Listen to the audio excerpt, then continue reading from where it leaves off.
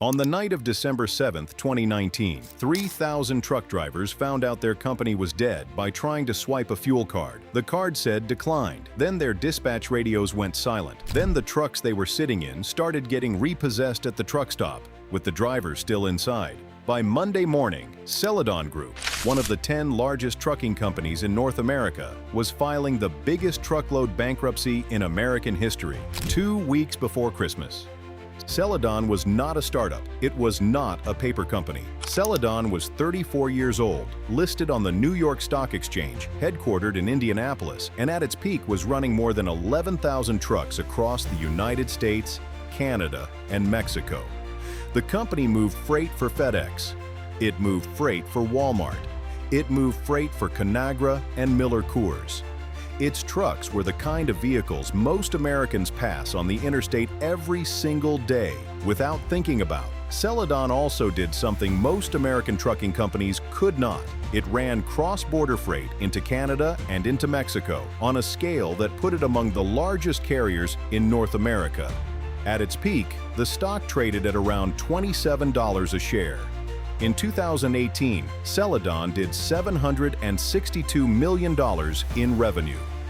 18 months later, the company was worth less than a single used pickup truck. And the reason it collapsed had almost nothing to do with the trucking business itself. To understand what happened on the night of December 7th, the story has to go back to 2013. In 2013, Celadon had a subsidiary called Quality Companies. Quality's business was simple. It bought trucks, then leased those trucks to independent owner-operators who hauled freight under the Celadon banner. It was a smart model on paper. The driver took on the truck payment. Quality collected lease income. Celadon got a fleet of drivers without owning all the trucks directly. In 2013, Quality had about 750 trucks in its inventory. Then somebody at the top decided to scale it hard. By 2016, Quality's inventory had grown from 750 trucks to over 11,000. In 3 years, the subsidiary had multiplied its fleet by almost 15 times. The problem with that kind of growth shows up in one specific way. The trucking market does not grow at 15 times in 3 years. It barely grows at all. By the middle of 2016, Quality had thousands of trucks sitting idle, aging, depreciating, some of them with mechanical problems that made owner-operators refuse to lease them. These trucks were on the books at one value and worth significantly less in the real world. That gap between the book value and the actual value was tens of millions of dollars, and Celadon was a public company, which meant that gap was about to show up on a financial statement. Here is where the story turns. In September 2016, Quality executed a transaction with an Indianapolis area freightliner dealer called Stoops Freightliner. The transaction involved approximately 1,000 tractors. On paper, Quality sold 1,000 of its aging trucks to Stoops. Stoops sold 1,000 trucks back to Quality.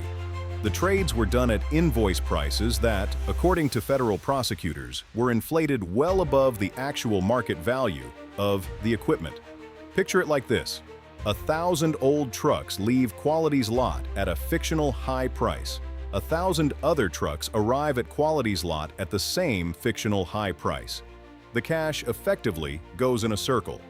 The book value of the fleet stays inflated, but the impairment loss that should have hit Celadon's quarterly earnings, the one that would have shown investors how much those idle trucks had really lost in value, that loss was now hidden inside a paper transaction.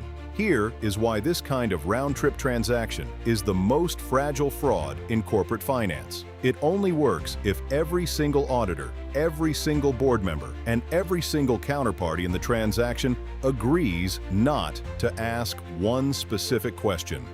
What was the actual market price for these trucks? Because the moment somebody asks that question and starts checking real auction data, real dealer comps, and real third-party sales of the same vintage, the entire structure stops looking like a sale. It starts looking like an inflated invoice. Federal prosecutors later put a number on it. Between mid-2016 and April 2017, this scheme allowed Celadon to avoid recognizing at least $20 million in losses. That was roughly 2/3 of the company's pre-tax income for the entire year. The company's auditor at the time was BKD LLP. The auditor signed off on the financials. The board signed off on the financials. The market kept buying Celadon stock at around $27 a share at its peak. For a few quarters, it worked. Then a single investor noticed. The investor's name was Jay Yoon. He wasn't a hedge fund. He wasn't a regulator. He was an independent analyst who published research on a website called Seeking Alpha. In early November 2016, somebody with ties to the trucking industry tipped Yoon off about an unusual transaction. A trucking subsidiary in Indianapolis had supposedly traded 1,000 trucks with a local dealer at numbers that did not match what trucks of that age and condition were actually selling for in the open market. So Yoon did something almost nobody on Wall Street bothers to do. He picked up the phone. He called Stoops Freightliner. He talked to a sales rep. He called quality companies. He talked to a sales rep there too. He compared the prices the company was reporting to what trucks of that vintage were actually trading for. The numbers did not line up.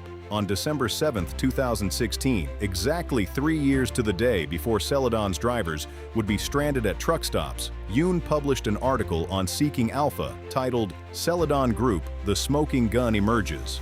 The stock dropped 15% that day. That 15% was just the beginning. Before going further, there is a piece of context that explains how a scheme like this could survive inside a public company for nearly a year. Outside investors who studied Celadon, including the firm Prescience Point Research Group, kept noticing the same pattern. Multiple senior executives at the company had come from the same small private college. Some were members of an associated fraternity group. The hiring inside the leadership ranks looked, in the words of one investor researcher, incestuous. A board can only catch what people are willing to flag.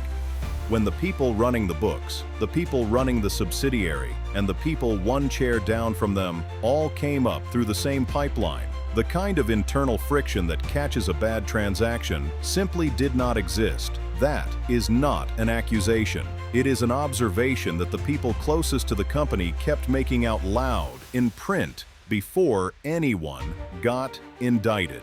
A small network at the top is an asset when the network is honest. It is an accelerant when it is not.